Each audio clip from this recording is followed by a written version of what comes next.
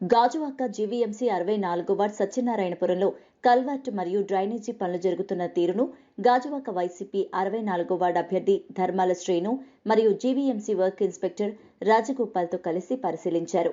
ఈ సందర్భంగా ధర్మాల శ్రీను మాట్లాడుతూ 64 వార్డులో డ్రైనేజీలకు, కల్వర్టులకు సుమారు 7,50,000 రూపాయలతో పనులు జరుగుతున్నాయన్నారు. కోవిడ్-19 కారణంగా పనులు ఆలస్యమయ్యాయని ఇప్పుడు వార్డులో ప్రతి పని పూర్తి చేస్తామన్నారు. గాజువాక నియోజకవర్గం అభివృద్ధికి ఎమ్మెల్యే తిప్పల నాగిరెడ్డి కట్టుబడి ఉన్నారని, ప్రజలకు ఎప్పుడు ఏ కష్టం వచ్చినా అందరికీ అందుబాటులో ఉండే నాయకుడిగా తిప్పల నాగిరెడ్డి ప్రజల మన్ననలు పొందారన్నారు. అలాగే సీఎం జగన్మోహన్ రెడ్డి అనేక సంక్షేమ పథకాలు ప్రవేశపెడుతున్నారని, అది చూసి ఓర్వలేకని ప్రతిపక్షం అనవసరమైన విమర్శలు చేస్తోందని, గత ప్రభుత్వంలో గాజువాక అభివృద్ధికి నోచుకోలేదని చెప్పారు. ఈ కార్యక్రమంలో చీకటి బంగారాజు, శివగణేష్, సిహెచ్ అప్పారావు, చీకటి రమణ, వెంకట్, కేశవరావు, చక్రపాణి, సంతోష్, రాజు మరియు గ్రామ పెద్దలు పాల్గొన్నారు.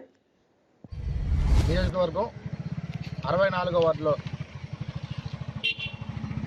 గాజువాక శాసనసభ్యులు గౌరవ శ్రీ తిప్పల నాగిరెడ్డి గారి ఆధ్వర్యంలో ఈ యొక్క గాజువాకలో గల అన్ని వార్డుల్లో కూడా సంక్షేమ అభివృద్ధి ముందుకెళ్తున్నకి నిదర్శనం ఈ చేస్తున్న వర్క్లే కారణం.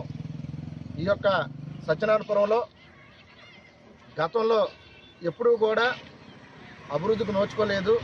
ఇప్పుడైనా మా గ్రామాన్ని అభివృద్ధి చేయండి అని ఈ గ్రామస్తుల యువత అడిగిన సందర్భంలో ఈ యొక్క సమస్యలన్నీ కూడా పెద్దల నాగిరెడ్డి గారి దృష్టికి తీసుకెళ్తే తక్షణమే ఈ యొక్క సత్యనారాయణపురం గ్రామానికి డ్రైన్ల నిమిత్తం ముందుగా వాడుకున్న నీరైనా అవుట్లెట్ ద్వారా బయటకు పంపించాలి అని ఒక మంచి సదుద్దేశంతో నాగిరెడ్డి గారు 7,50,000 రూపాయలు దీనికి శాంక్షన్ చేయడం, దానికి శంకుస్థాపన చేయడం కూడా జరిగింది.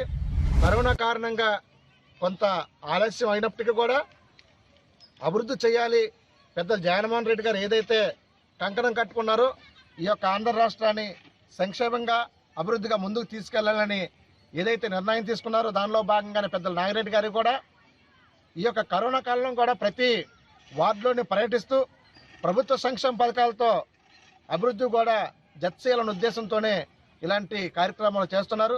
దానిలో భాగంగా ఈ యొక్క సత్యనారాయణపురంలో ఈ డ్రైన్లు వేయడం జరిగింది.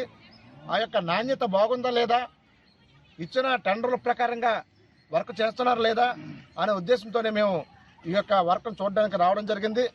ఇక్కడ మరికొన్ని కాలువలు, రోడ్లు వేయవలసి ఉంది.